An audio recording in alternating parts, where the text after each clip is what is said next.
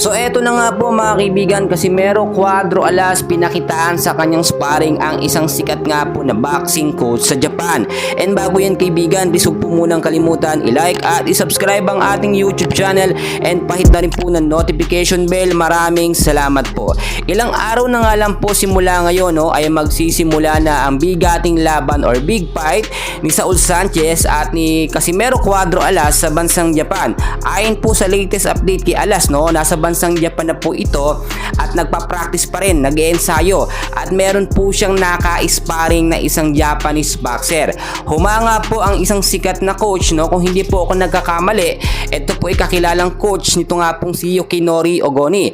Si Ogoni po ang nag-introduce dito kay Alas na talagang matindi at malakas na boksingero. Kaya naman sa update natin ay nagpakitang gilas ang ating angas ng Pinas ng mga sample sparring po doon sa mga Japanese boxer. Marami tayong nakita na napakalaki ang tsansa na manalo nga po itong si Casimero kontra dito kay Saul Sanchez at kayang-kaya talaga niyang mabagsakin sa loob lamang ng round 6 or round 5 itong si Saul Sanchez mga kaibigan para makuha po ang simpatsya ito nga pong si Naoya Inoue. At dahil sa bansang Japan ito, sisiguraduhin po ng kampo ni Alas na wala pong dayaan na mangyayari mga kaibigan. Lumalaban din naman ng patas ito si Saul Sanchez at hindi yan papaboran po ng bansang Japan mga kaibigan.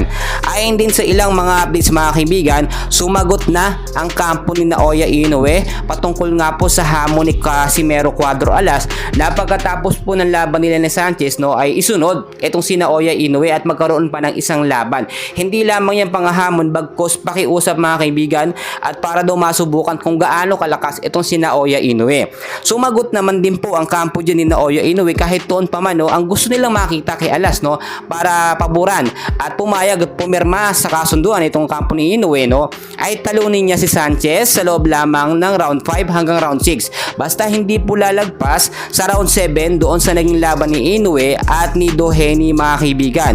Kung mas mababa po kasi or mas mabilis na matatalo ni Alas etong si Saul Sanchez ay agad-agad papayag at ikakasa yung laban.